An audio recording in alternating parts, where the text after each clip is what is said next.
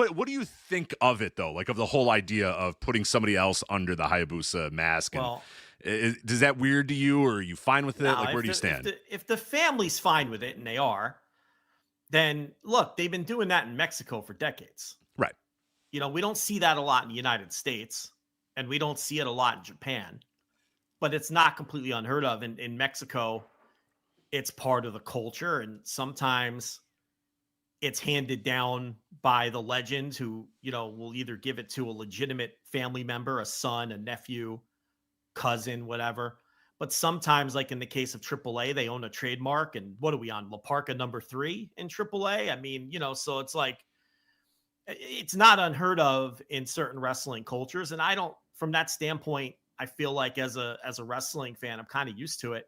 And I don't have any problem with it as long as the family Right. or the person, if the person's still living, gives their blessing and wants to hand it down. We've seen how many versions of Tiger Mask have we seen? That's a perfect example right there. And, nobody's ever offended or bothered that someone's taking over. It almost becomes like a legacy tradition thing a lot of the time. So who knows if this Hayabusa takes off and ends up having a nice run with it, maybe there'll be a Hayabusa 3 at some point, and then a Hayabusa 4. And it could, and a lot of times when we see this, it doesn't work. And then it just, it just kind of peters out. So no, I to answer your question, no, I don't have a problem with it. Yeah, as long as the family, that's where I'm at. As long as the family's okay with it, I'm fine with it.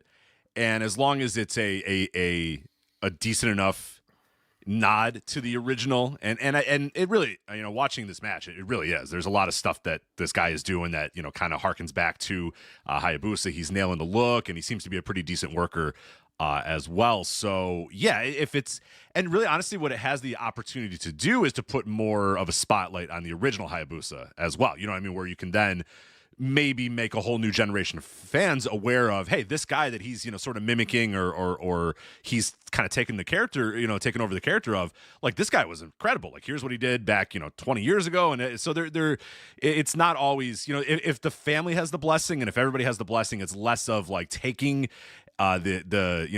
stealing the gimmick and trying to get over with the gimmick because and more kind of,